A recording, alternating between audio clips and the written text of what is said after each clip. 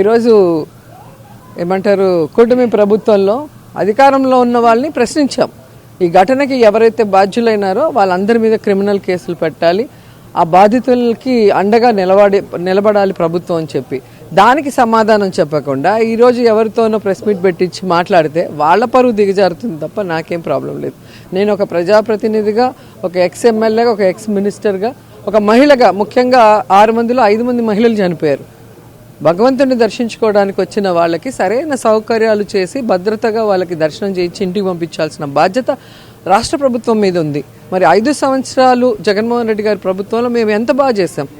10 రోజుల్లో దాదాపుగా 8 లక్షలకు పైగా భక్తులకి చక్కటి దర్శనాలతో పాటు అన్ని సౌకర్యాలు కల్పించాం. కానీ మీరు మంచినీళ్ళు కూడా ఇవ్వలేని పరిస్థితిలో, ముసలివాళ్ళకి భోజనం కూడా లేదు, చిన్నపిల్లలకి పాలు కూడా ఇవ్వకుండా, పైగా వాళ్ళందరినీ పార్కుల్లో ఎండల్లో ఎక్కడ పడితే అక్కడ గుంపులుగా పెట్టి ఒక్కసారిగా క్యూ లైన్లలో తోసేసి, ఒక చోటే కాదు కదా 2-3 చోట్ల తొక్కిసలాట్ అయ్యి బయటికి 6 అంటున్నారు. ఎంతమంది చనిపోయారో భగవంతుడికే తెలియాలి.